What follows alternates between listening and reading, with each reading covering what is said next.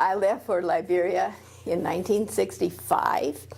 Actually, I went along with two friends that I had met, which are still my friends.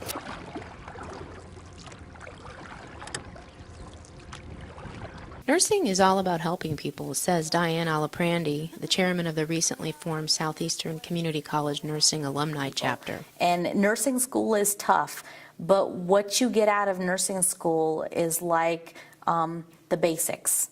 When you get out there into the real world, it's a whole different ballgame because nothing is played by the book.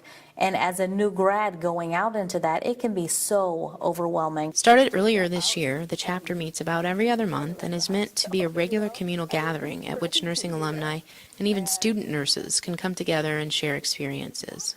So by giving our students some mentoring and giving them some reality orientation, letting people come in that can share their experiences of, okay, I graduated, these are some of the different things I've done, this is the specialties, there's so much out there. At the chapter's November meeting Saturday in Fort Madison, Burlington resident Carolyn Miller shared her mission nursing experiences and how she and many of her nursing colleagues help people in Liberia.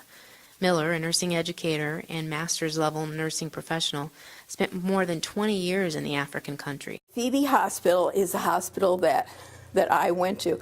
And of course, when they called me, I was teaching at the University of Iowa, and I had put in an application with the Lutheran Church.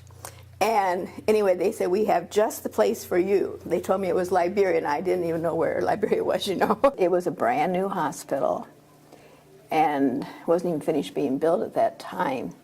And there was a college right across the road by plan.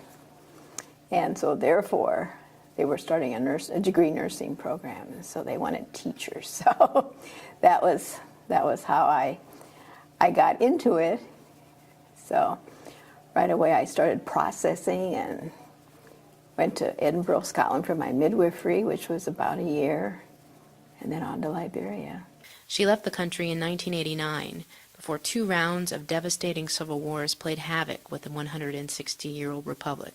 You had said you had the ticket in hand before the war had actually started, so right. You planned to leave before... I did. I planned to leave in February, but it would have been a big decision if I hadn't had that ticket.